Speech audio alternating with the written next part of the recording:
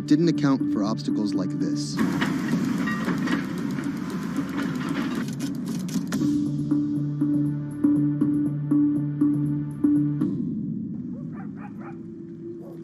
Our first stop was the home of an 82-year-old blind Vietnam veteran. His roof was blown off by the storm, and he's been living alone in a back shed for nearly 2 months. His cane actually got broken in the storm, so he's limited mobility. He has a number of medical ailments. Dr. Priester's having a look at him. We called the VA. They're going to get him set up with what he needs, get him stabilized so he can then be transported either to an evacuation center or off the island. It's when the chain gets broken, when those families that are connected to them leave the island or take off, these guys get left at the end of the road, and it's tough. FEMA was not officially part of Robert's team, and their arrival caught everyone by surprise. Their job here was to survey and report back to their superiors, and did not come with medical aid of any kind. People think that FEMA is there to hand out bottles of water, and it's not what they do. FEMA has a role to play. They have a very specific role. They bring in ships, they bring in airplanes, they bring in tractor trailers with pallets of things. But they're a big machine, and there's gaps in that thing. And you're seeing one of the gaps here, and we help fill that role.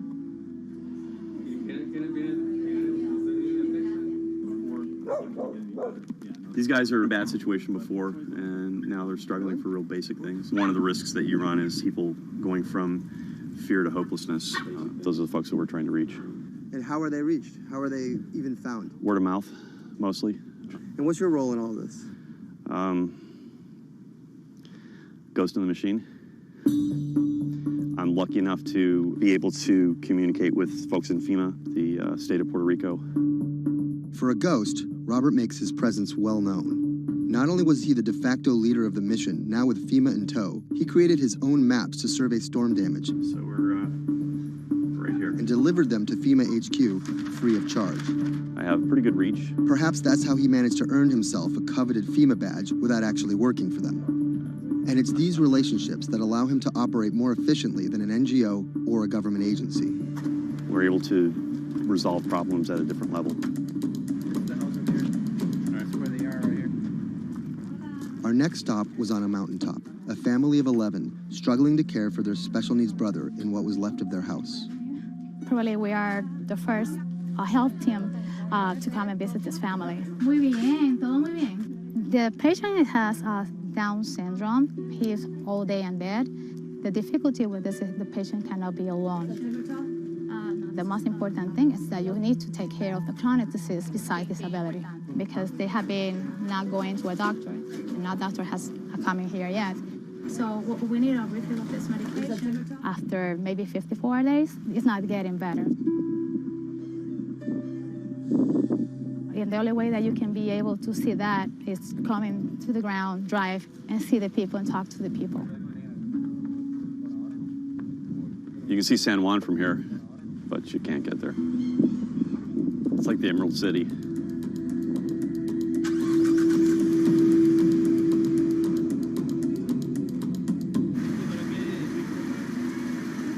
On this stop, we caught word that a man living alone at the edge of the jungle was in need of care. So we decided to take a little detour, come up here and check out and see what's going on. One of the challenges is to find those people that are at the end of these roads that need help.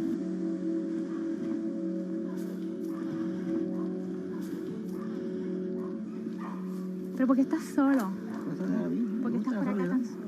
I'm asking about why he's alone right here. He said things of life happens. Yeah, I'm here by myself. So ¿dónde vive acá? En la parte de...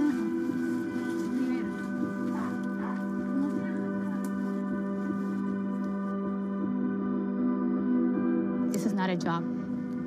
To do this, you need to have passion for what you can do. You're not going to get paid.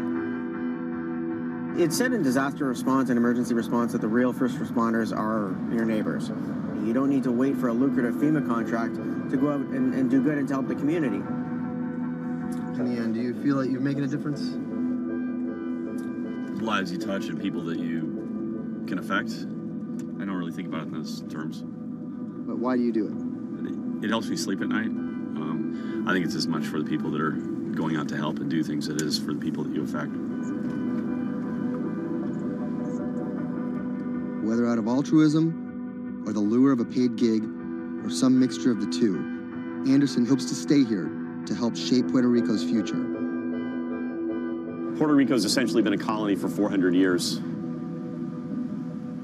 It was treated poorly by the Spanish. It was not treated well by the United States when they first got here. Puerto Rico can continue in the way that it's always been, or Puerto Rico can rebuild itself like nothing that's ever been. And we have to do everything we can to make that real. That's the bottom line.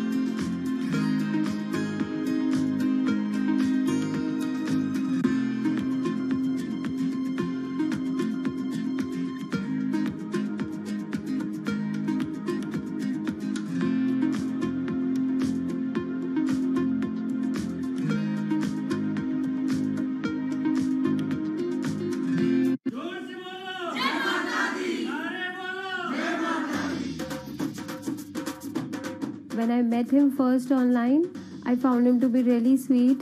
I think I was the one who was talking for an hour. He was just listening. When we met, I saw her. She was beautiful, intelligent, and kind, which was, something that I was looking for.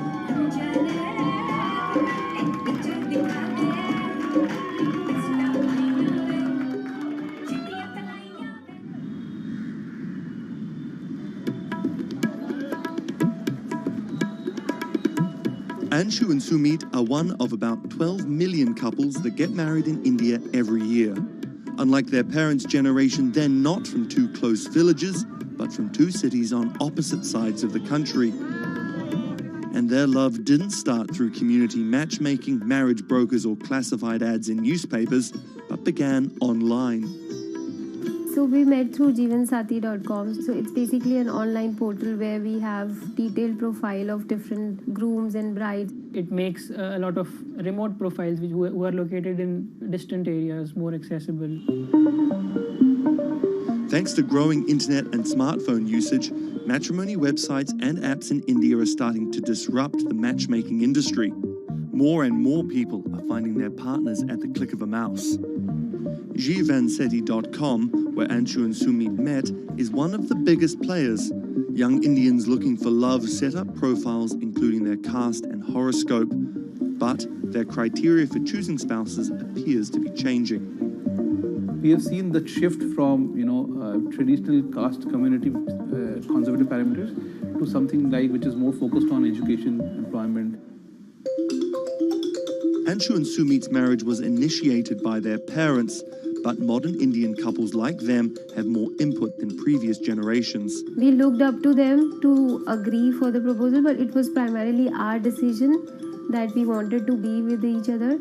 So what's the emoji like you use the most to send to each other? There's a bear which basically we use for indicating a hug. Yeah, that's our language basically, bear icon for a hug.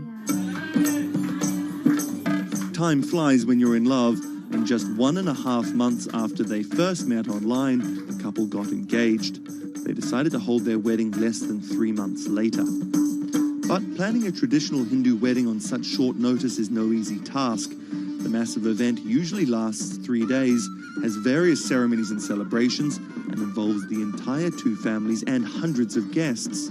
Luckily, there are websites and apps for that. We searched online, we got in touch with Wedding Brigade, and they helped us finalize the venue. And it makes the search faster and efficient. Startups like the Wedding Brigade are challenging traditional wedding planners in this $50 billion industry. It provides various services from booking banquet venues to buying wedding gowns. The website makes money by charging commission from vendors. People don't want to be limited to what is available around them. They want to know the entire range of options available before making a decision. And now it's easy to find almost everything on one portal.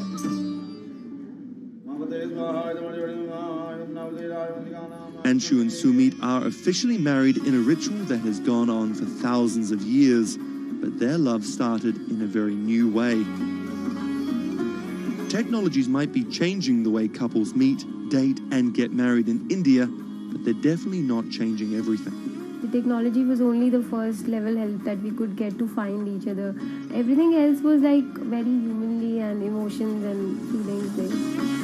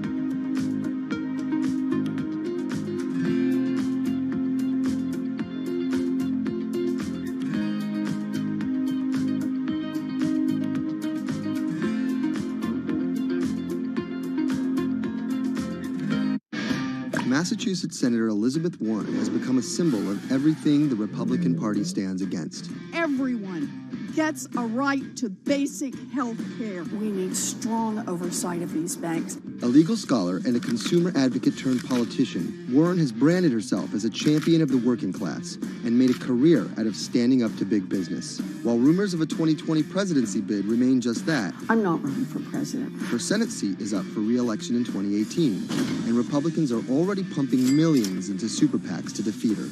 This is the story of how a law professor and politician came to be seen as the biggest threat to Republican values and the greatest hope for progressive America. Elizabeth Warren was born Elizabeth Ann Herron, the youngest of 3 siblings, on June 22, 1949 in Oklahoma City to middle-class parents. After waiting tables to help her family pay the bills, Warren became a star on the high school debate team. She landed a scholarship to George Washington University at the age of 16, but 2 years later dropped out to marry her high school sweetheart, Jim Warren. By 1980, Warren was a mother of 2, divorced and remarried, had earned a bachelor's degree from the University of Houston, a juris degree from Rutgers, and practicing law in New Jersey. Warren then went on to become an influential law professor, teaching, lecturing, and publishing highly cited work on bankruptcy and commercial law at 7 universities around the country, eventually settling at Harvard Law School. But Warren wasn't always a liberal lion. Elizabeth Warren used to be a Republican, actually. That's Stephen Dennis. I'm a Senate reporter for Bloomberg. Around the time that Elizabeth Warren switched parties, she became a fierce opponent of a Republican drive to make it much harder to file for bankruptcy. She fought that for a decade. It ended up passing anyways. While her efforts ultimately failed, her warning calls were heard in 2008.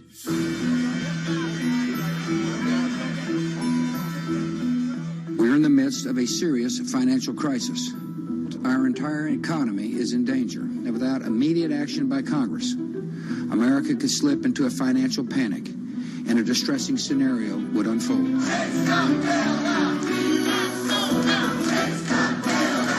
Professor Warren was tapped to help with oversight in the government bailout.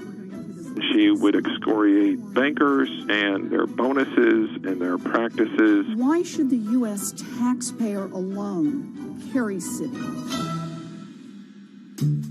She proposed a series of tough regulations, which became the basis for much of the Dodd-Frank financial law that we have today. That sort of catapulted her to national stardom, particularly among the progressive left.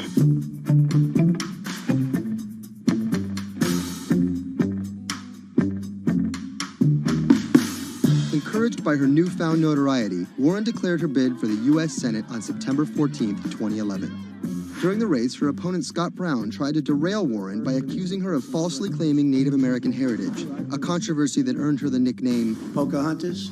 Nevertheless, she was victorious and won the Senate seat by a comfortable margin. She used her new tenure to challenge everyone, from banking regulators and Treasury officials to members of Wall Street and Congress. I'm really concerned that too big to fail has become too big for trial. We need tough new laws to hold corporate executives personally accountable. No one should be above the law. She called for Wells Fargo CEO John Stump to resign for fraud, introduced the Bank on Student Loans Fairness Act, and reintroduced the 21st Century Glass-Steagall Act.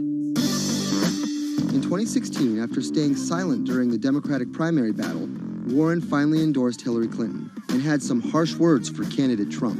Donald Trump is a loud, nasty, thin-skinned fraud who has never risked anything for anyone, and that is just one of the many reasons he will never be president of the United States. But she was wrong.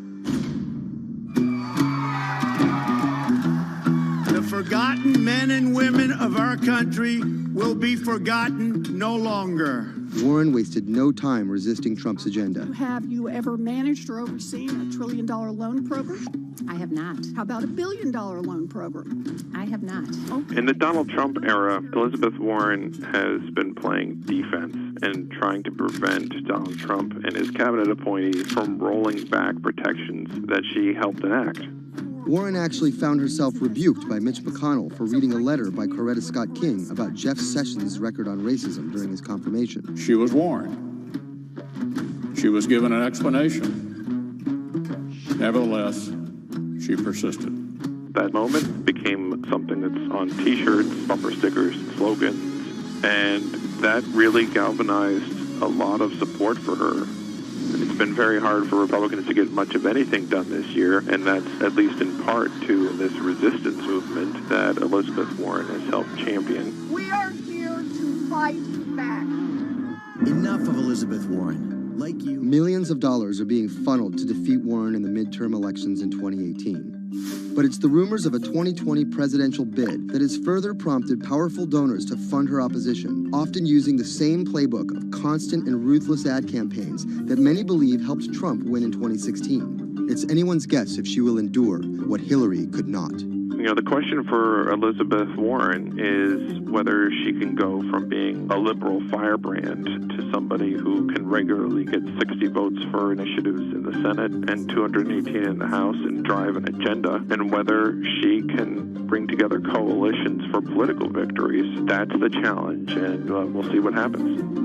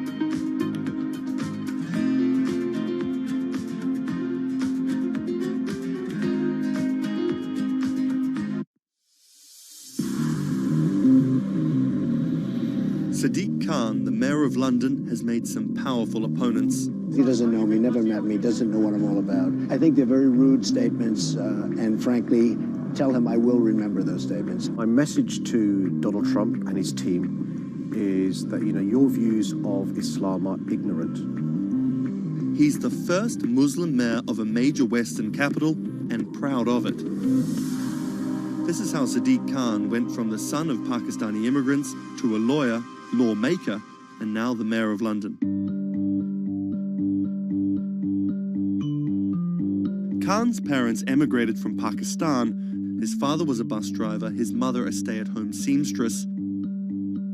The 10-strong Khan family squeezed into a 3-bedroom flat in South London. He wanted to be a dentist, but TV in the 1980s convinced him otherwise. Objection! LA law with its swagger and ill-fitting suits caught Khan's eye. He graduated in 1991 with a degree in law from North London University and joined a human rights firm. Khan worked a number of high-profile cases, often clashing with London's Metropolitan Police Force. But he had bigger political ambitions. This is what being a new MP is like, squatting on a bench in the absence of an office, dealing with letters from constituents. Reports are just coming in of an explosion here in London. And there's just explosions, and then it was just smoke everywhere. Everyone's just asking what's happened. Only 2 months after Khan entered the Commons as a Member of Parliament, London was attacked by Islamist extremists. That day will stay with me for the rest of my life. He spoke out against the attacks both as a London MP and as a Muslim. He has been very clear about his opposition to violence, opposition to terrorism, and has set out to make the case for a more open and peaceful Islam. That's Thomas Penny, one of Bloomberg's Westminster correspondents. Here is a man who is a Muslim, and he is standing up and being open and straightforward and being clear that the problem here is not Islam, but it's Islamic extremism. In 2015, a decade after the attacks, Khan ran for mayor of London, and his faith was back in the headlines. His opponent, Zach Goldsmith, trying to link Khan to radical Islam. The debate got again personal and nasty. The Goldsmith camp has called Khan extreme and accused him of associating with, quote, those who seek to do our police and capital harm. It's a pattern of behaviour. Even the former Prime Minister David Cameron repeated the allegations. He shared a platform with Sajil Shahid, the man who trained the ringleader of the 7/7 attacks and accused the United States of bringing 9/11 on themselves. But the smears didn't stick. Zach Goldsmith ran a very negative campaign that was based on what people knew was a lie. This election was not without controversy. And I'm so proud that London has today chosen hope over fear and unity over division. After taking the mayor's office with a comfortable majority, Khan has brought a business-like efficiency to the role, scrapping expensive vanity projects like the Garden Bridge and the new Routemaster buses, which cost £350,000 each. The former lawyer who used to fight the police in court is now praised for his close relationship with them. I was talking to a very senior police officer in the Metropolitan Police who said there was a sea change when he went into City Hall, and the police were saying how much they welcomed this because they knew where they stood and it was more straightforward to work with. So he works like a lawyer, he works like a government minister. Khan's kept his faith at the fore. He's an outspoken voice for moderate Muslims across the world. Donald J. Trump is calling for a total and complete shutdown of Muslims entering the United States. Now, by giving the impression that Islam and the West are incompatible, you're playing into the hands of the extremists. The ongoing spat between Khan and US President Donald Trump escalated when Trump went after Khan, misquoting him on Twitter just hours after the terrorist attacks of June 3rd, 2017. Khan's now one of the most prominent Labour politicians in the UK. In fact, a recent poll of Londoners found Khan was more trusted to keep the country safe from terrorism than the Prime Minister or the Labour leader. His story of going from the son of an immigrant bus driver to the mayor of one of the greatest cities in the world plays well with Londoners. But can he appeal to the rest of the nation? Has Khan got his eye on the top job? And is the UK ready for a Muslim Prime Minister?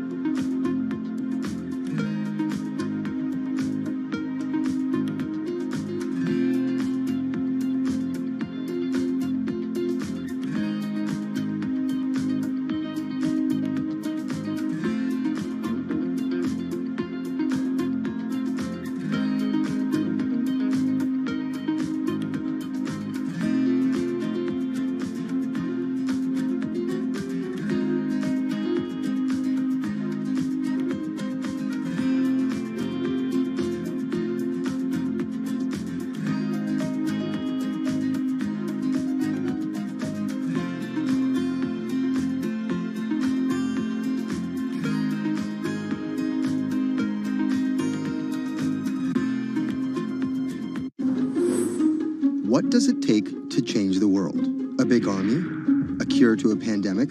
A revolution? All of these take either a lot of people, thousands of hours, or massive amounts of space. But for Julian Assange, all he needs is one room, an internet connection, and the world will listen.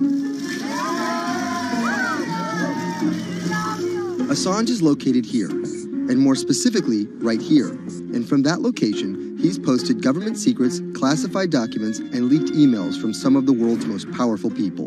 And in doing so, has been labeled a hero, a villain, a nihilist, and everything in between. This is how an Australian programmer sequestered in the Ecuadorian embassy in London became one of the most influential and notorious people in the world. Born in 1971 in Townsville, Australia, Assange has always been on the move.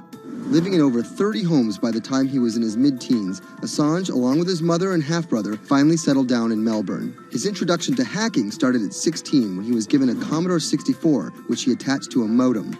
He attended the University of Melbourne, where he studied programming, physics, and mathematics. He never graduated, but that doesn't mean he didn't get an education. By 1991, Assange hacked into the Pentagon, U.S. Navy, and other branches of the U.S. government. In 1996, he was caught by the Australian Federal Police and charged with over 30 counts of hacking and computer-related crimes. He didn't get any jail time, but he was fined $2,100. I think the first taste of what would come later was the hacking that he did as a young programmer, and that really sort of foreshadowed a healthy skepticism of the use and abuse of technology by governments. That's Vernon Silver. I'm a reporter for Bloomberg's investigations team. Assange's youth as a hacker laid the foundation for him to start WikiLeaks in 2006. But what is WikiLeaks? It's a website that posts unfiltered, usually classified documents. What separates it from every other media outlet is that they have no editorial hierarchy. With a publication like the New York Times, information comes in, they take that information, package it, then disseminate it for the public to see. WikiLeaks, however, cuts out the middleman. WikiLeaks gathers information, most of it given to them anonymously. So what they're doing is really very simple. They get the information in one end from who gives it to them and out the other with sometimes minimal interference. Julian Assange is the leader of that, the mastermind, the creator, and really, because he thinks of it as a journalistic enterprise, the editor-in-chief. But every story starts with a source, and Assange has some unconventional sources. Julian Assange does not hack as far as we know. He is the recipient of people who are either insiders who give him secret documents or hack emails from a foreign power. That's Eli Lake. I am a columnist for Bloomberg.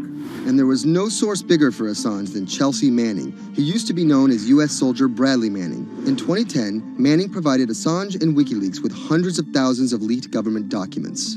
WikiLeaks quietly began releasing the documents in February of 2010, then made big headlines in April by posting what is now known as the collateral murder video. Come on, fire! It was a vivid, graphic video. It changed the debate on the Iraq War, and importantly, it put WikiLeaks on the map when they put it online, and they couldn't be ignored at that point. And those leaks were just the beginning. They went on to post more than 90,000 leaked documents known as the Afghan war logs, 390,000 documents known as the Iraq war logs, and 250,000 private messages between diplomats called cables in what is now known as Cablegate.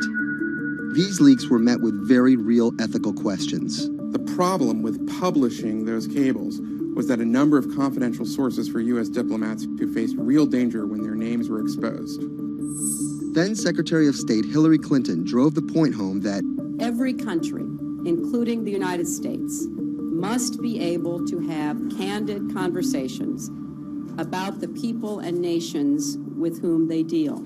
Shortly after Cablegate, the Swedish government issued an arrest warrant for Assange on allegations of rape and molestation. He claimed the allegations were fabricated to get him extradited to the United States, a claim the U.S. government denied. Either way, Assange's next move was to seek refuge in the Ecuadorian embassy, which really was the beginning of the new chapter in his life and what we're dealing with now, which is him being stuck in London. What was supposed to be an office in an embassy is now Assange's self-imposed prison to this very day. But that doesn't mean he's slowed down. Since being trapped in the embassy, WikiLeaks has released files about Guantanamo Bay prisoners, Syrian political figures, and the draft to the Trans-Pacific Partnership. And then came the 2016 U.S. election. Thousands of leaked emails showed Democratic Party officials possibly plotting against Bernie Sanders in his race against Hillary Clinton. Over the course of 68 days, WikiLeaks released 20,000 confidential Democratic National Committee emails. In terms of the presidential race, if you look right here, when Assange released the first batch of emails, Trump actually takes his first lead against Clinton. I think we've had enough of the Clintons, in all fairness. Don't you think? Once WikiLeaks started exposing secrets of the Democratic Party, Julian Assange became a hero to many on the right. Public opinion kind of flip-flopped. WikiLeaks. From the emails, we now know Hillary Clinton's campaign manager makes risotto, and also how the DNC squashed Bernie Sanders' campaign. One thing we don't know is who gave Assange the stolen emails in the first place. Many leading Democrats say they suspect it was the Russians. They released an analysis from a private cybersecurity firm that had said it was the Russians. But Assange claims our source is not the Russian government, and it is not a state party. So this is where we stand today. The public still doesn't know who provided the emails to WikiLeaks. Meanwhile, Assange is still running WikiLeaks and still releasing documents. In March 2017, he started publishing documents from the CIA's Center for Cyber Intelligence called Vault 7. The CIA, the agency charged with finding and keeping our top secrets, can't keep its own secrets. As long as Assange has a connection to the world, no government secret will be too far from exposure. Julian Assange is still in the embassy. Maybe he'll leave, maybe he won't. Kind of regardless, his work has been done. He's changed the way people think about their governments, about their own secrets, about their own hackability, and really the world has changed because of him.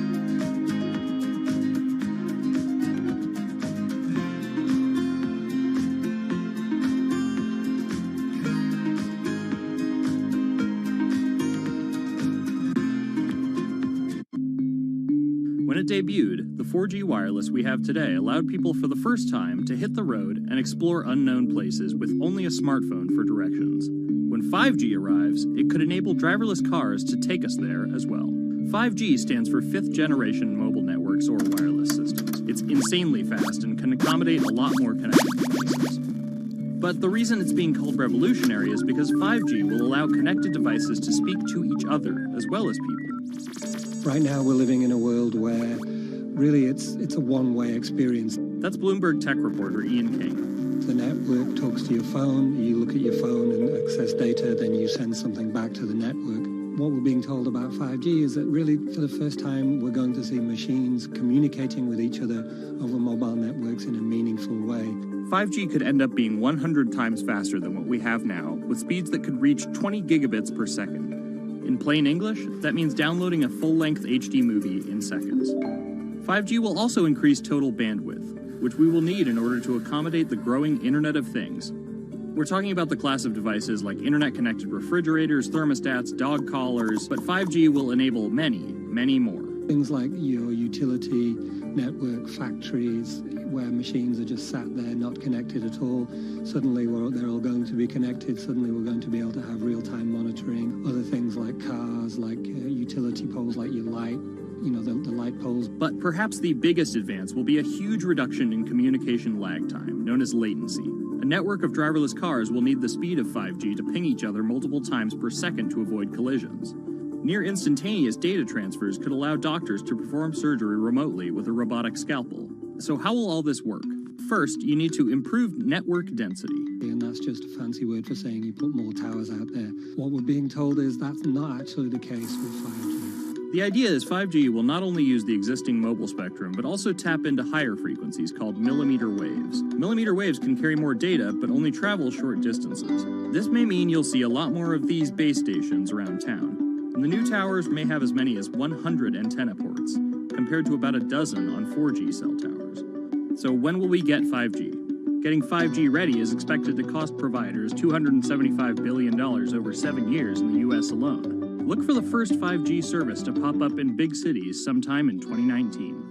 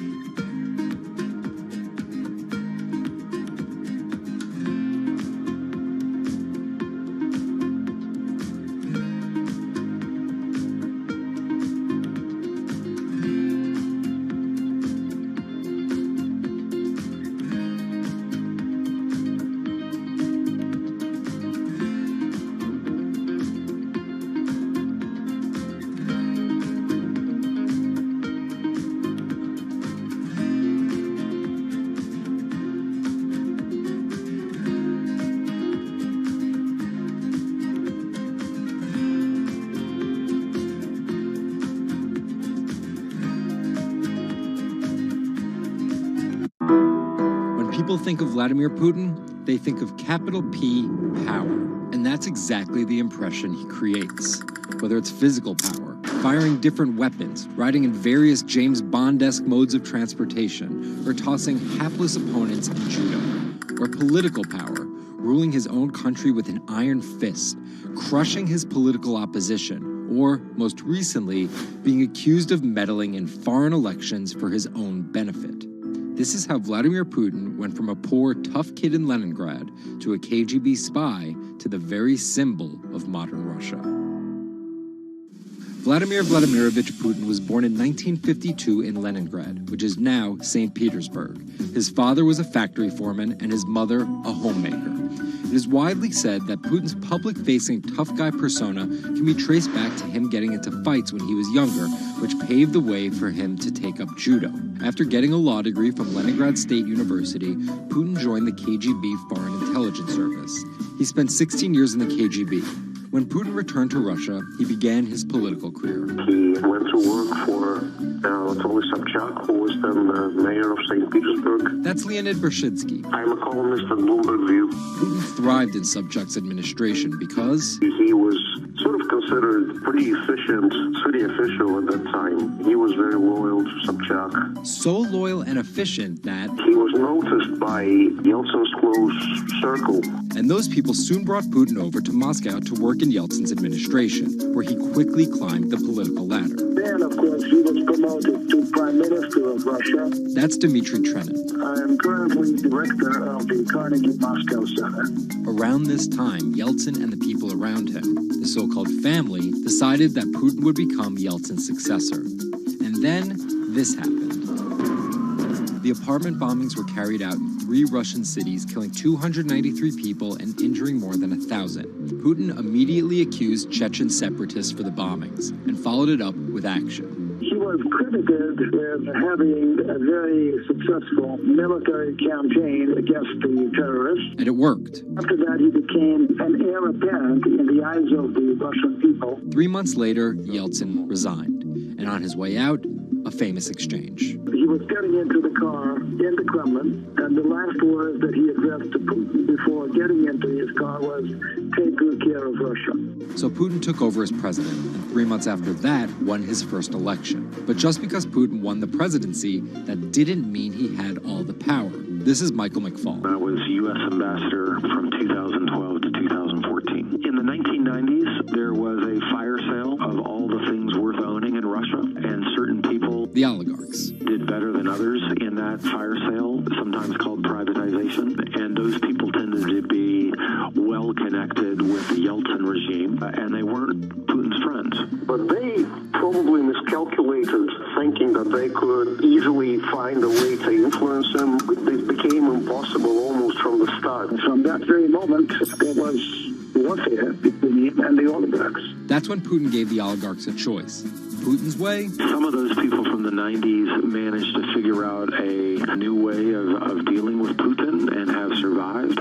Or prison. Others could not find common vision, and so they lost their assets. Khodorkovsky once was Russia's richest person, worth $15 billion, but he ran afoul of President Vladimir Putin and spent a decade in prison. With domestic power consolidated, Putin focused on restoring Russia's global influence. Putin is the guy who believes in the expansionist Russian state.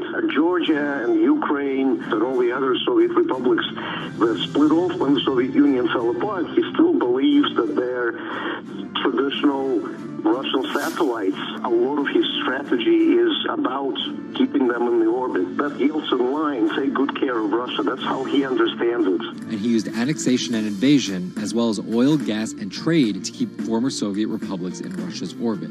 In 2008, Putin's 2 terms were up, and he decided to step down as president. Dmitry Medvedev stepped in as president, and Putin went back to prime minister. But really, Putin never left power. He pretty much continued running the country, and Medvedev was a bit of a figurehead. There was actually a period of cooperation between Russia and the U.S. that benefited both countries during Medvedev's presidency. Because Medvedev did not have the same negative attitude towards the West as Putin did. But when Putin came back to run for a 3rd term, in the lead up to the 2012 election, it was widely believed that both the presidential and parliamentary elections were rigged, and Russians took to the streets. Putin blamed the protests squarely on America, and more specifically, Secretary of State Hillary Clinton. He believed that she had sent, this is his words, a signal to demonstrators. Still, Putin won by a huge margin and set about crushing the protest movement immediately upon his return to the Kremlin. Over the next few years, Russia's economy tumbled. Putin annexed Crimea, leading to sanctions. The price of oil fell drastically. The ruble hit a new low, and America played down Russia's influence, with Obama calling Russia a regional power. Despite all of that, Putin's approval rating remained sky high, and then an opportunity for payback. I think I'd get along very well with Vladimir Putin. In 2016, there was one candidate who called Vladimir Putin very smart. Trump exhibited tolerance towards Putin's actions annexing Crimea, and similar views on NATO and sanctions. Secretary Clinton didn't support any of those views. Even though Putin denies any wrongdoing, U.S. elections. Yes. the U.S. has accused Russia of being behind the leaking of 20,000 Democratic National Committee emails, which many say helped Trump beat Hillary Clinton in the presidential election. Which leaves us here with the possibility of a President Putin until 2024, positioning Russia to be the world power he always imagined it should be.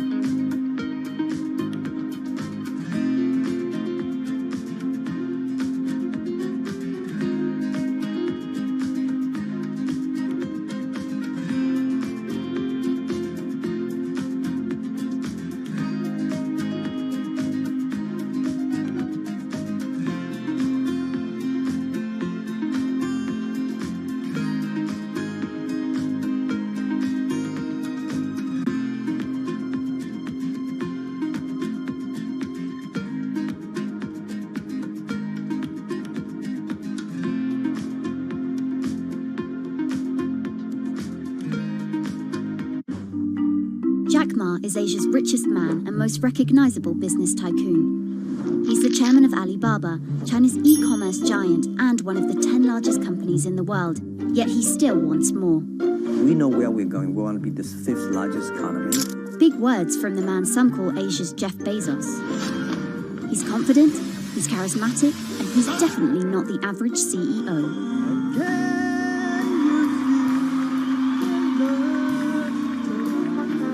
This is how a poor school teacher went from the classroom to being one of the most influential multi-billionaires in the world.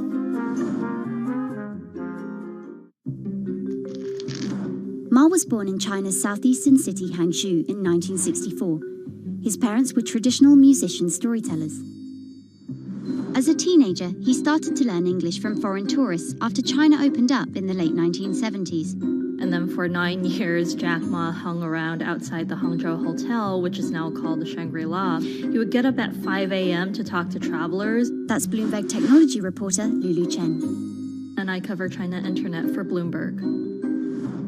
Ma failed China's National University entrance exam twice before being admitted to local teachers' college.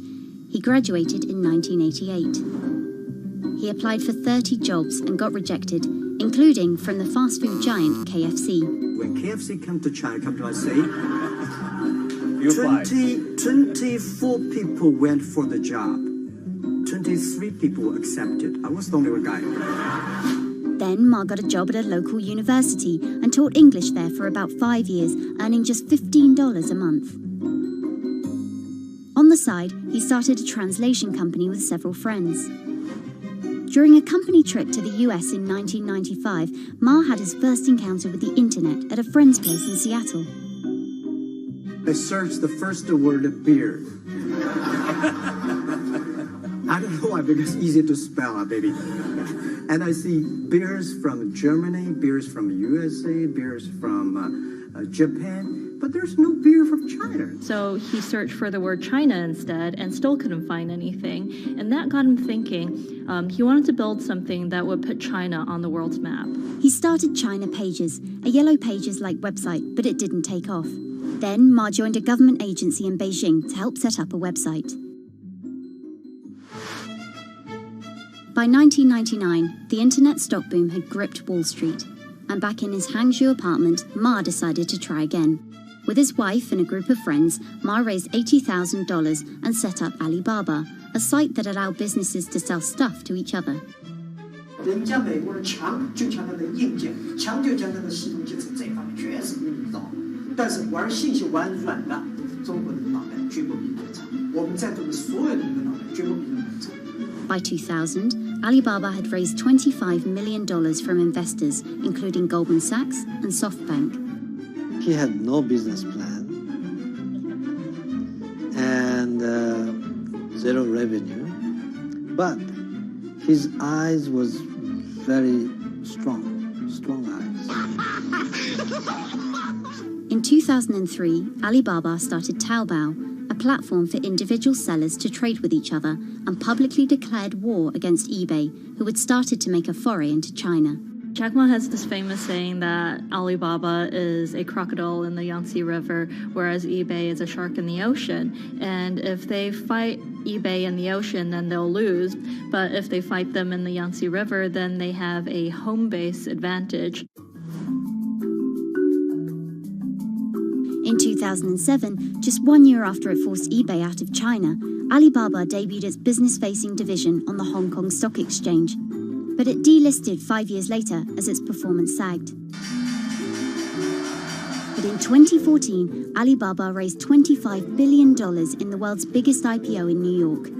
Everybody should have a dream. What if that dream comes true? After achieving dominance in the business of e-commerce in China, Alibaba has been building an internet empire worth $472 billion, with businesses in cloud computing, online video streaming, movie production, healthcare, sports, retail, and even news media. Alibaba buying into South China Morning Post really raised eyebrows. This is the largest English newspaper in Hong Kong, and it shows that Jack Ma's ambitions weren't limited to e-commerce. He wanted to influence not just Chinese users, but also overseas users as well. The US has criticized Alibaba for allowing companies to sell counterfeit and poorly made goods, but in China, it enjoys the favor of China's government. It's part of Ma's company philosophy. In love with the government, but don't marry with them. Jack Ma is an extremely fortunate man for jumping on the internet sector so early. Note that this is a person who has no coding skills at all. He's a natural showman and a gifted public speaker and really able to convince others to believe in his vision. Ma's vision of growing Alibaba to be the world's 5th largest economy faces strong competition at home and abroad. It will require more than just naked ambition and charisma, but Ma is great at getting himself in the right place at the right time. So far, it's served him well.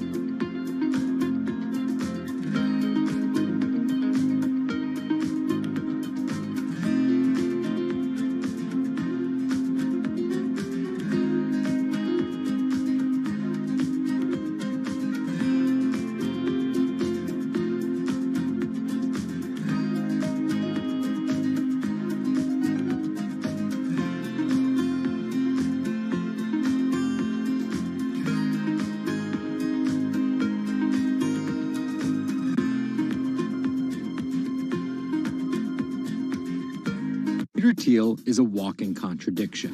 He got his bachelor's and Juris Doctorate from Stanford, but speaks out about the horrors of higher education, saying college is as corrupt as the Catholic Church was 500 years ago. He's a staunch supporter of the free press, yet he bankrolled a lawsuit to bankrupt an independent media company. But these were not journalists. And most of all, he's an immigrant libertarian who's the most public supporter of Donald Trump in all of Silicon Valley. What Trump represents isn't crazy, and it's not going away. This is the story of how an openly gay, immigrant genius, libertarian billionaire went from tech contrarian to Silicon Valley's biggest Trump supporter. Peter Thiel was born on October 11, 1967 in Frankfurt, West Germany, to Suzanne and Klaus Thiel. Peter's family emigrated to Cleveland, Ohio when he was 1. An Ayn Rand devotee during his youth, Thiel attended Stanford University majoring in philosophy. His Stanford experience shaped a really big part of who he decided to surround himself with. That's Lizette Chapman. And I cover technology and venture capital here at Bloomberg. He and his Stanford friends made their first big splash in tech with PayPal. After selling to eBay for $1.5 billion, they would become known as the PayPal Mafia for each incredible success after PayPal.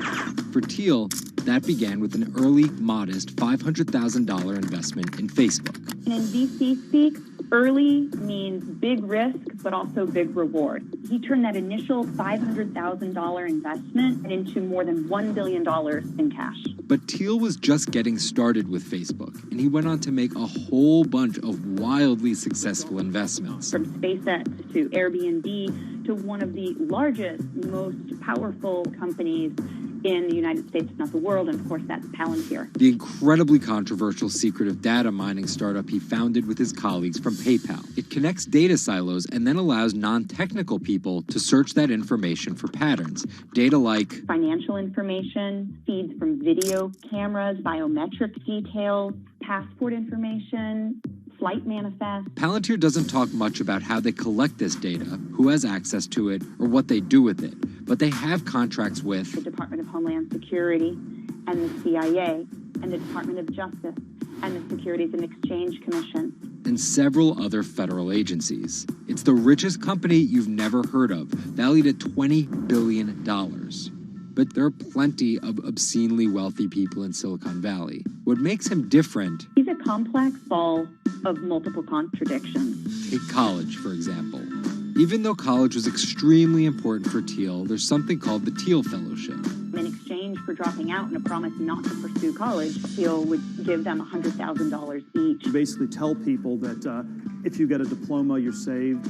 Otherwise you go to hell. You go to Yale or you go to jail. Also, his relationship with the press. Here's another contradiction. He's donated to free press initiatives, including the Committee to Protect Journalists. But he also secretly spent tens of millions of dollars bankrolling a lawsuit filed by Hulk Hogan over the publication of a sex tape and bankrupting the independently run Gawker Media. Why did he do this? Because in 2007, one of Gawker Media's blogs, ValueAg, outed him as gay. And with the lawsuit, he found an opportunity to get back at them by funding the lawsuit that Hulk Hogan was able to bring then, but he wouldn't have been able to do that without Thiel's money. And finally, Thiel's biggest contradiction, his endorsement of Donald Trump. When he was asked about his support for Trump, he was surprised at the outrage that came with it from many of his colleagues in Silicon Valley. He didn't want more of the establishment. No matter how crazy this election seems, it is less crazy than the condition of our country. After briefly supporting Carly Fiorina in the primaries, Thiel pivoted to Trump, donating $1.25 million to Trump and his associated super PACs in October 2016. And he didn't just help Trump financially. He gave a full-throated keynote speech supporting Trump at the Republican National Convention. I'm not a politician, but neither is Donald Trump. He is a builder, and it's time to rebuild America. And when Trump was finally elected, Thiel was given the reins to an enormous amount of power. And I want to thank you, man. You have a very special badge. He was named the transitional advisor. And in that role, he did a lot of interviewing and a lot of vetting to fill hundreds of cabinet positions and different jobs within the administration. But it turns out Thiel's support isn't unconditional. Talking to people who spend time with him, I have also heard that he is no longer a great supporter of Trump. It was reported that Thiel was unhappy with the direction of Trump's presidency. Ever since, he's been mum, making no public appearances, no statements, and staying out of the spotlight altogether. Although there have been suggestions that Trump could tap Thiel for a top intelligence post or ambassadorship, there's no indication he'd accept. He's described his relationship with politics as schizophrenic. He gets really involved, and then he runs away as fast as possible. Whether Thiel takes a new position or simply continues as a board director at Facebook and Palantir, at just 50 years old, he's primed to wield some serious influence in technology and politics for decades to come.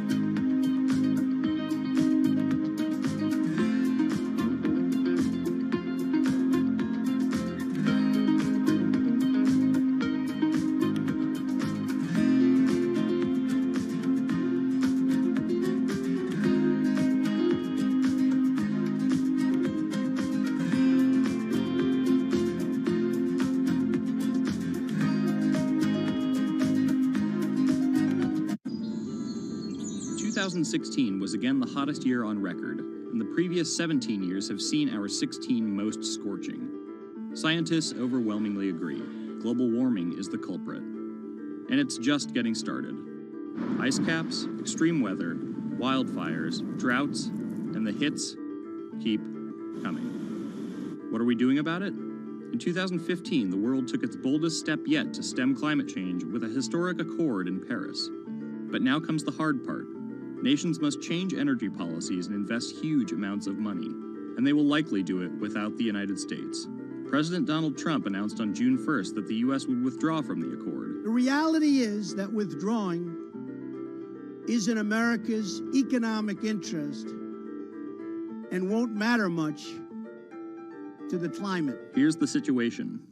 Decades in the making, the Paris Agreement united the U.S., China, and more than 190 other nations in a push to limit fossil fuel pollution. The UN-sponsored plan secured pledges to cut greenhouse gases, the emissions that trap heat in the Earth's atmosphere, in an effort to avoid the rising seas and other environmental disasters that climate models predict. But even if all pledges are met, the globe is expected to warm by as much as 3.4 degrees Celsius this century, more than the UN target of well below 2 degrees. Meeting the Paris Agreement means that governments will have to offer more incentives for clean energy, scale back support for fossil fuels, make emissions more costly, and reduce deforestation. It's estimated that the deal will require $13.5 trillion of spending through 2030. Here's the argument.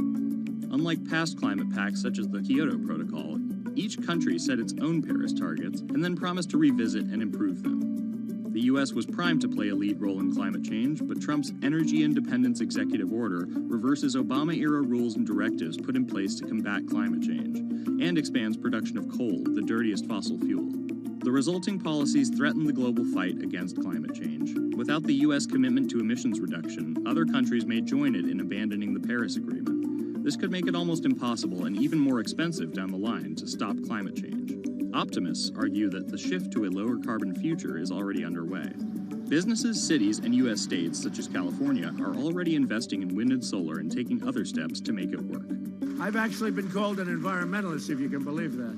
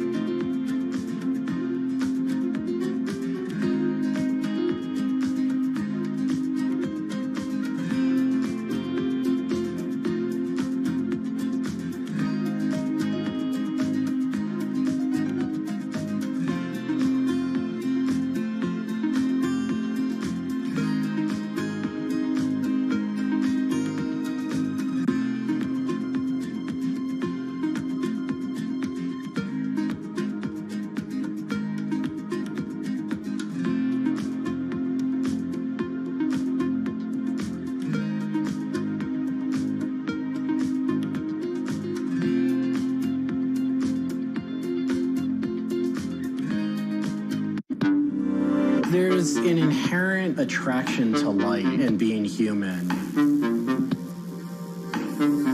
And I think on a very deep psychological level, light is this way in which we experience the energy surrounding us in a very personal manner. My name is Matt Dilling. I'm the founder of Light Bright Neon Studio, and we manufacture, produce, and restore neon works of art and design.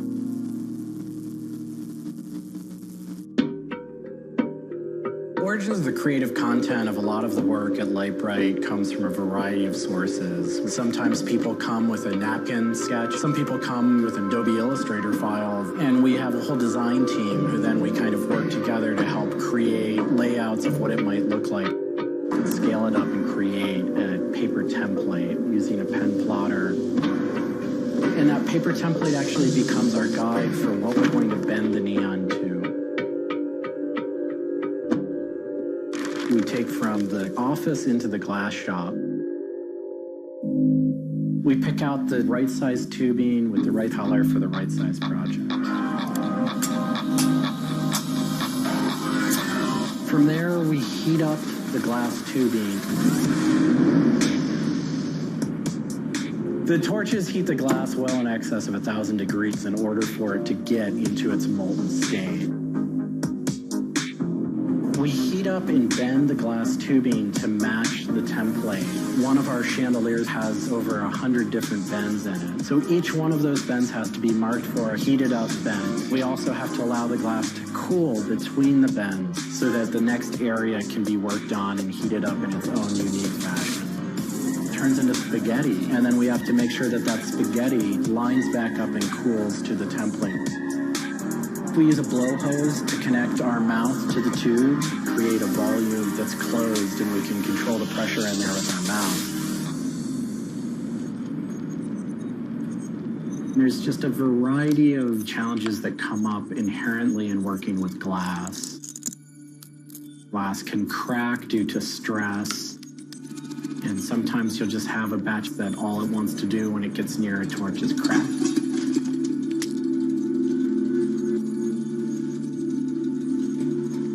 After we've bent various components, we have to go in using the crossfire or the hand torch and actually weld all of those pieces together. The last step on that is then to weld on electrodes onto either end. Each one of those steps is very, very specific. I draw inspiration from so many different experiences. It's hard to come up with one thing that's particular, but one of the ways that I really am able to connect with the creative is to float. Floating is a similar experience to meditation, to psychedelics. Going into a blackened room and laying out in a body of water and salt that's heated to your body temperature, and it allows for all sort of external stimulation to fall away. And your internal world really begins to bubble up and manifest. You really get to experience a different relationship to your mind.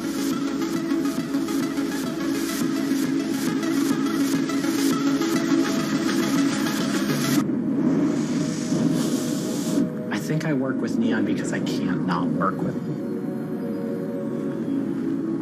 It's so challenging and so rewarding. And those things are so intertwined that there's no way of separating it out. I learn so much and continue to learn so much by working with it. I find so much inspiration in working with it, and I just continue to experience new and different things through the medium. It's that close to me at this point.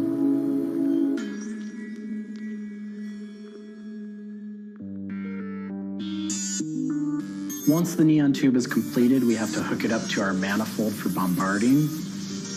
The manifold is opened, a vacuum is drawn. We check the tube for leaks with our Tesla coil. We close the tube back off, and we heat it up using a very large and powerful transformer. As the tube is heated up, it releases anything that's not inert inside the tube, and we evacuate that out. We introduce the gas into it. And we seal the tube off, sealing into that tube whatever gas we introduced into it. I think my favorite part of making a neon light is when I see it lit up for the first time. Different gases, when electrified, emit different wavelengths of light. Neon gas is this very bright orange, fiery red color. Argon gas creates a very intense blue, but that light output that is produced can then be expressed in a different wavelength by coating the inside of the tubes with a phosphor coating that takes that one wavelength of light and emits a different wavelength. bring it over to the aging table, where we hook it up to an age-in transformer and allow it to settle, age the gas in that we've introduced to it. There's always a stray particle of something left inside the tube. But that time that the oxide coating can act to scrub whatever is left inside the tube while things are getting settled into place.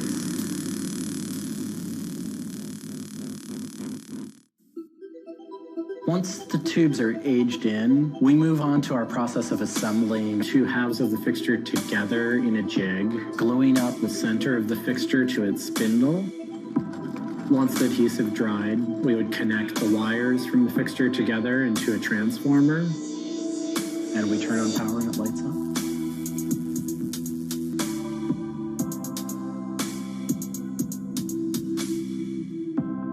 Part of what we love about what we do here is that we try and put out into the world the kind of things that we'd like to see.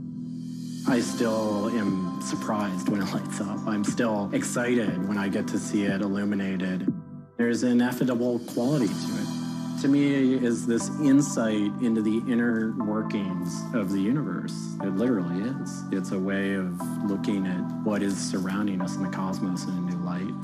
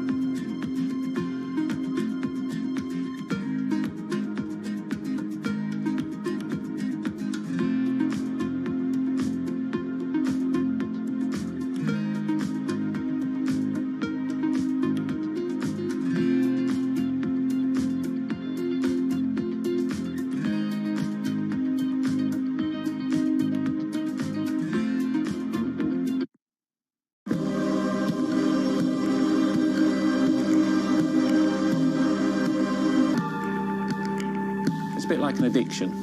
You've got to make something. You have to do something. It's borderline obsession. And every bike we build is my favourite bike at the time, and as soon as it's done, I want to build another one.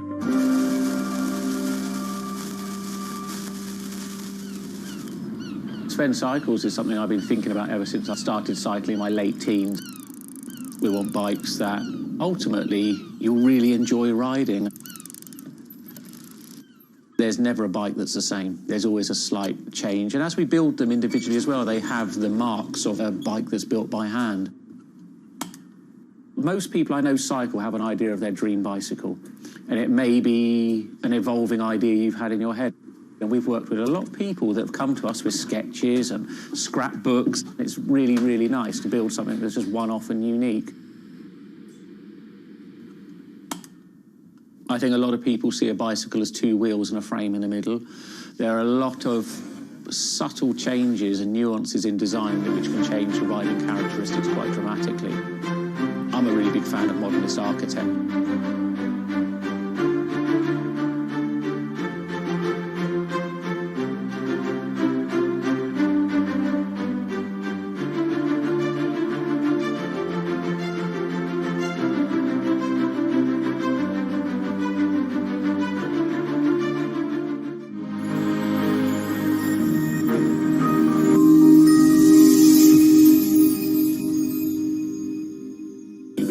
We can now put a badge on our bike saying manufacturer Reynolds, which is a sort of thing as a kid I just wouldn't have believed was going to happen.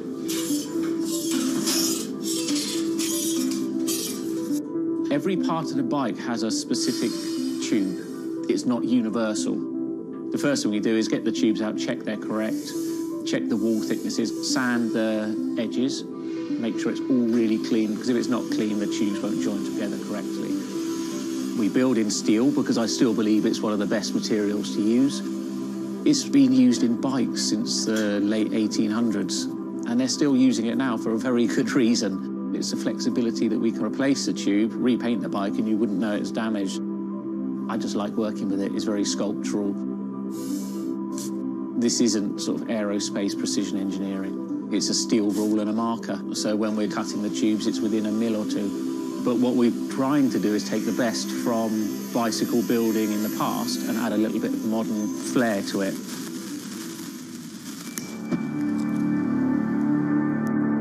There's various techniques for building bicycles. We do a thing called fillet brazing, where you connect a pipe together. We use a bronze rod and a flame. We heat the tubes up to the same temperature and we fill the joint with bronze. And it gives a very, very sort of fluid, lovely, sort of quite sculptural feel. You've got to practice, you've got to be able to judge material temperatures, you've got to just look at it and you just get a feel for it. It's the stage where your tubes start to look a bit like a bicycle. My father's a jeweller. He'd make sort of very pretty things, which are lovely, but for me, they don't really have any function. What I love about bicycles, you can start on a Monday with a box of tubes, you can be riding it by the weekend, and it can last you for the rest of your life.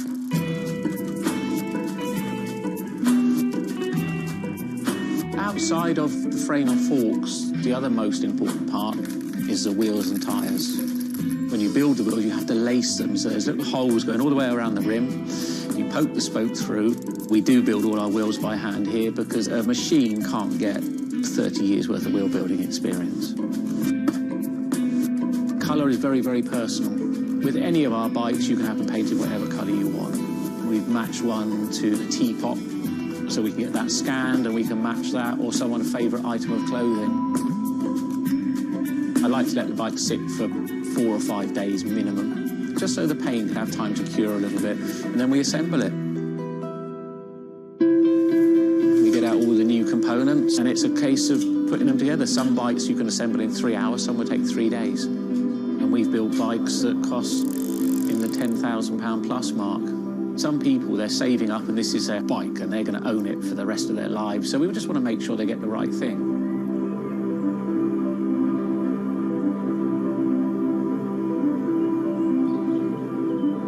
I think the bike for me was the first time I had some freedom. So as soon as I had one, I was off. A lot of people still get that thrill as when they were a kid blasting down a hill, wind going through their hair. It's fun. Everyone has their favourite jacket or something that just makes them feel good. If you've got a bike that fits well, you actually feel part of it. Building bicycles as a creative outlet is fantastic. It's not something you do because you're going to get a big paycheck at the end of the day. You do it something you have a passion for it.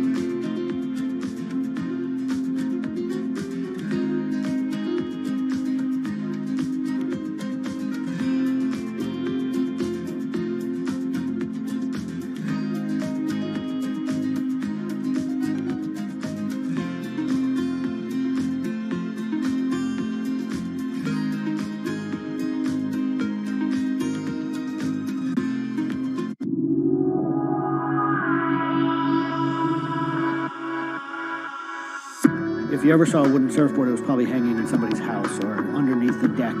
But kind of in the last 10 or 15 years, wood has made a big comeback. They surf wonderfully.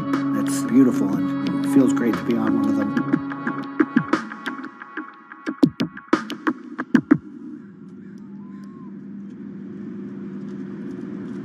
I always had a love for wood and kind of passionate about things that went in the water. I've kind of been around wooden boats most of my life. There's just so much character. The way they're built, the stories that come with them, a lot of that has translated over to why we build surfboards the way we do. When we first started thinking about building surfboards, wood was the natural material we chose. They have a very high strength to weight ratio. Wooden surfboards have the longest history of use in the surf world than any other material. People have been surfing wooden surfboards since kind of the first documented history of people riding waves. The board starts in CAD, where we take a 3D model, break down the shape, and kind of create frames and templates and all the inner parts of the board that we get cut on a CNC machine. We take those frames and we just pop them out, assemble the frame into kind of a skeleton. We go out to our lumber shed, pick a bunch of cedar, and bring them into our mill shop, put glue along the edges, clamp it all together into a panel. Everything's book matched, you have symmetry in the colors and texture of the wood. Cut your outline. Take our assembled frame, gently put it down right on top of the plank.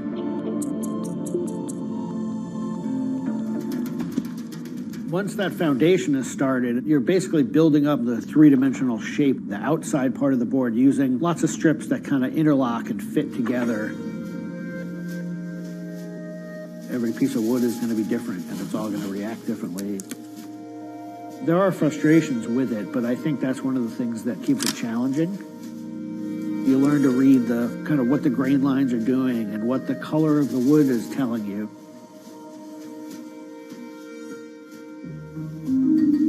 Once those rails are cleaned up, we put our top planks on. It's a little bit like putting a lid on a box. It's like, this is it. Whatever's inside that board is staying inside that board. And by tensioning some rope, you can clamp the two together. It's like a time capsule.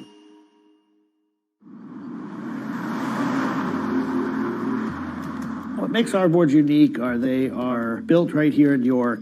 They're built using material that grows right here in the state of Maine. They're built 100% by hand by local craftspeople and surfers. There's a lot of time that goes into these boards, between 40 and 60 hours start to finish.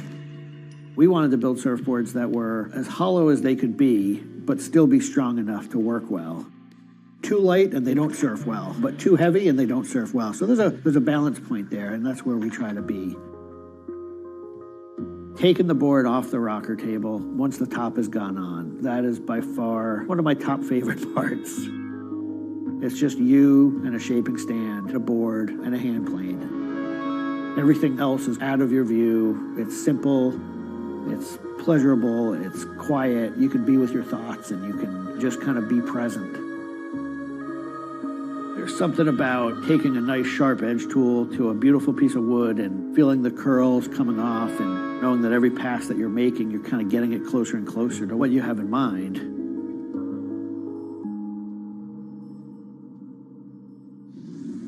Once we've shaped it down and the board's looking like it's supposed to look like, it's time for it to go into the glassing room. 4-ounce fiberglass, laying it over the board, draping it over the edges, cutting it, applying epoxy, and on the board. Once both sides are lamb coated, it's time to put in the hardware. Drill and router and install the fin box. And on the other side, we drill and put in the leash plug and a vent. There's a lot of air just naturally inside the board, and that air wants to expand and contract with temperature changes. And that vent has a little piece of Gore-Tex fabric in it, and it allows air to kind of breathe both ways, but it doesn't allow water to get in. Once all that hardware is put in, it goes back into the glassing room. We brush a nice, beautiful, thick coat of epoxy over the whole surface, and that we call a gloss coat. That's supposed to look beautiful and glossy and shiny and flawless. You get to see that board come to life. Whatever the colors in the wood, they really come out. It just makes it look like candy. You just want to touch it and run your hands down it, and it's just kind of the icing on the cake.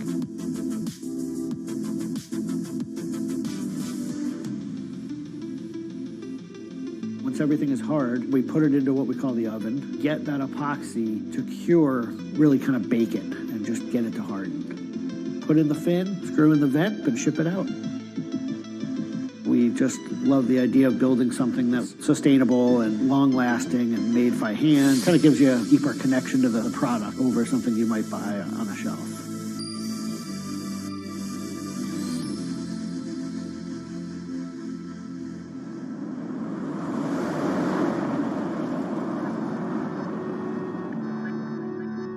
When a customer gets the board, they feel it. They 100% feel the amount of work and the amount of passion that went into the board. So I'm not really looking at hours and efficiency.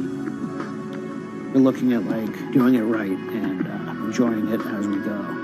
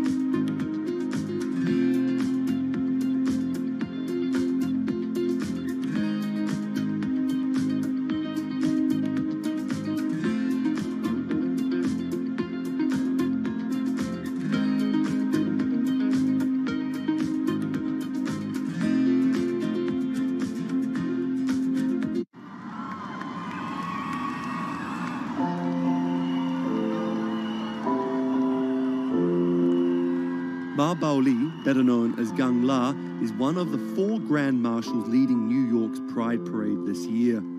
But in the country he comes from, being gay is still a social taboo. The CEO of a Beijing-based internet company is on a mission to improve the lives of millions of gay men in China.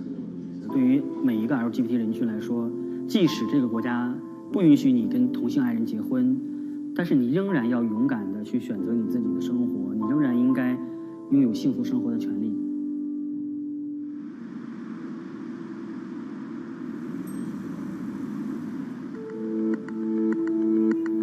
Ma's company Blue City runs an app and a website specifically for gay men.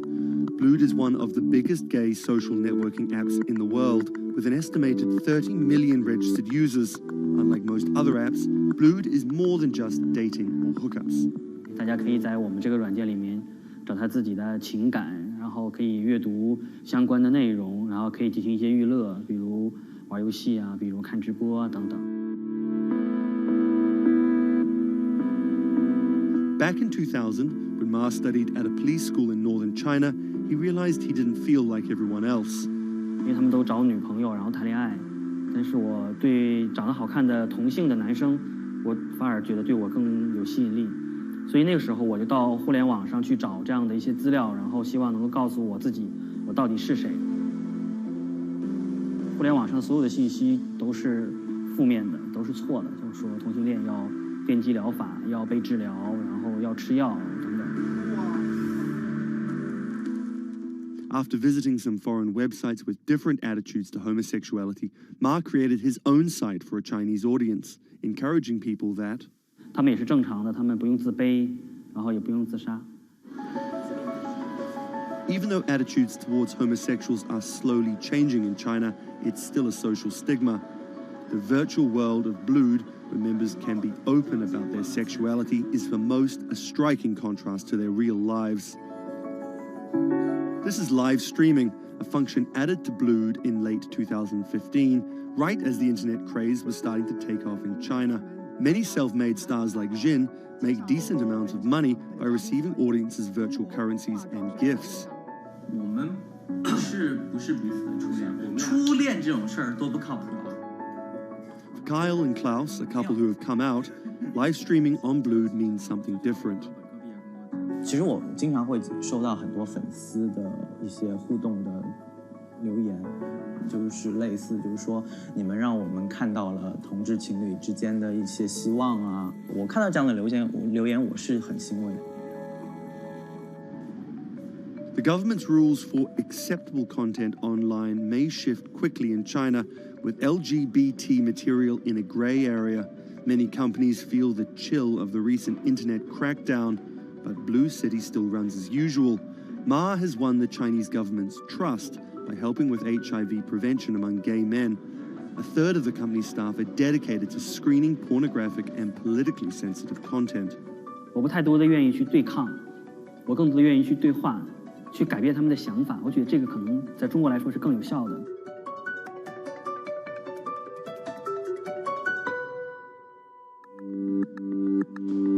In the past 5 years, Blue City has grown from a team of 7 people to a promising business with about 250 staff. Ma said the company earned over $15 million last year, mainly through advertising and selling virtual currencies to live streaming audiences. Now the company is expanding overseas. 我希望吧，通过我们的努力，布鲁蒂能够成为全球第一家在美国纳斯达克或者是纽交所上市的这样的同志互联网公司。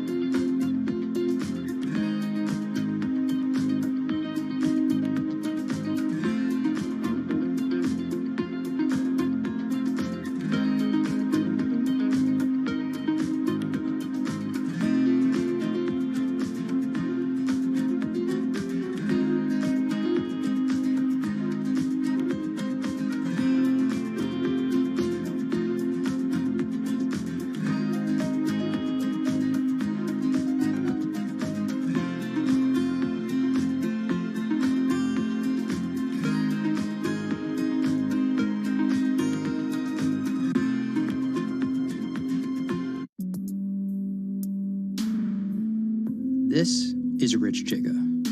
He's a Chinese rapper by way of Indonesia, and he's very popular on the internet. This is Joji. He's a Japanese-Australian singer, and he's also very popular on the internet.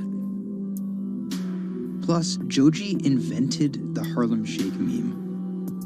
Let me say that again. This guy, Joji, in the blood bathtub, invented the Harlem Shake meme. But we'll come back to that. So Rich and Joji are both signed to 88 Rising, an entertainment company hoping to build a lasting global brand that will outlive singular moments of virality. They primarily create content combining Asian culture and hip-hop, a formula that apparently pleases the internet gods greatly. They've only been around for 18 months, but they're already putting up major label numbers. I think that we have an unprecedented collective of talent, a group of like predominantly Asian artists, you know, really like making waves globally, which from an independent point of view as well. 88's founder, Sean Miyashiro, cut his teeth launching Vice's electronic music channel, Thump.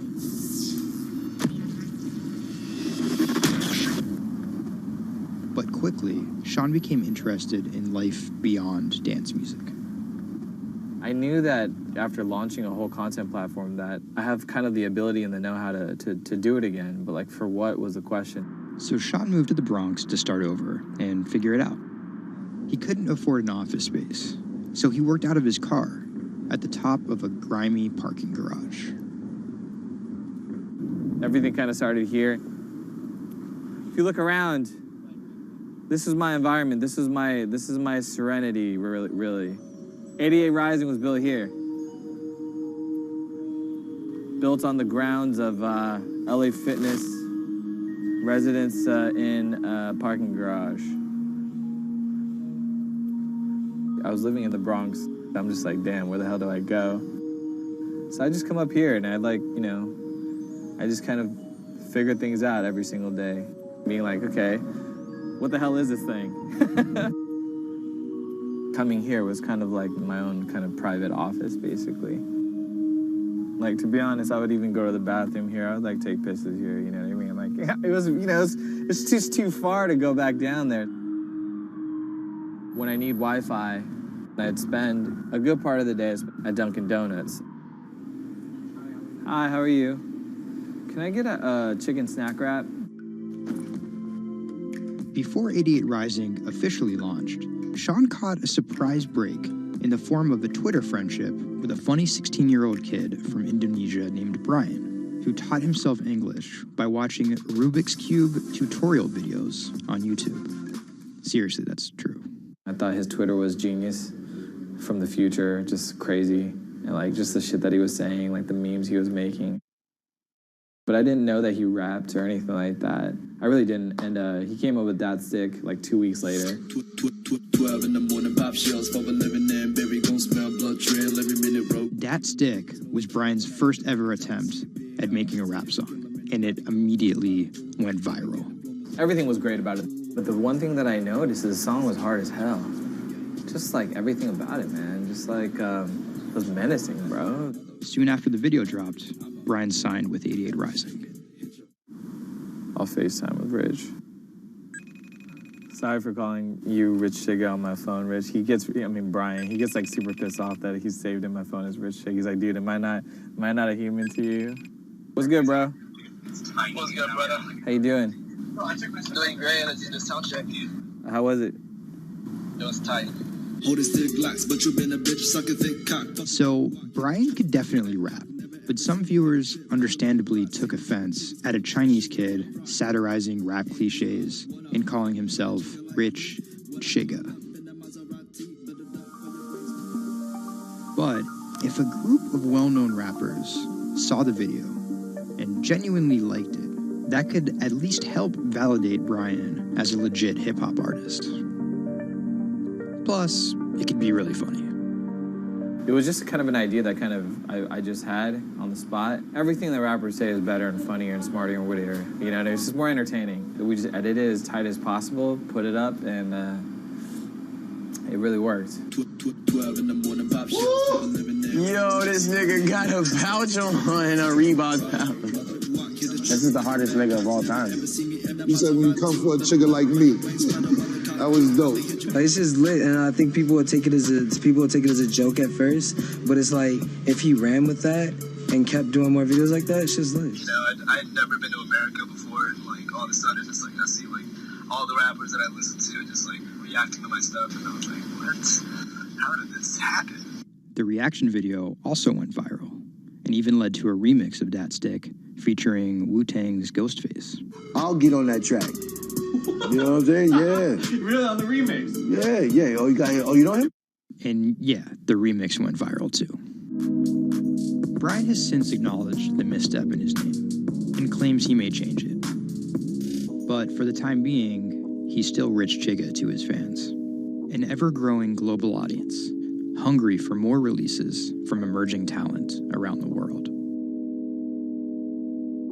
I didn't know that it was gonna be this impactful and this important to people, and I'm very thankful and blessed that it has.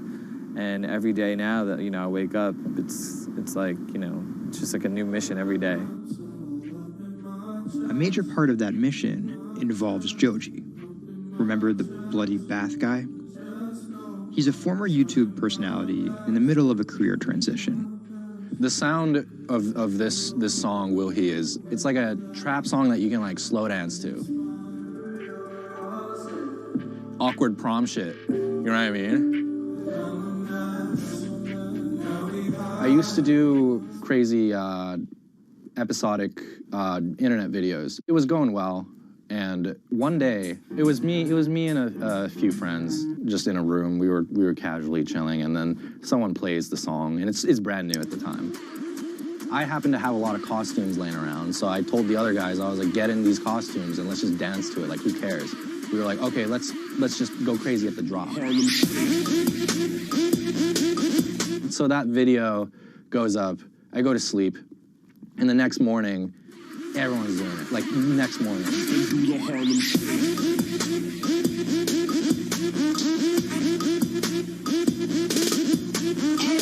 That taught me a lot about the internet, how people want to just be a part of something. And from that point on, something changed, and I was a little better at understanding demographics and people and what they want to see and what they want to hear.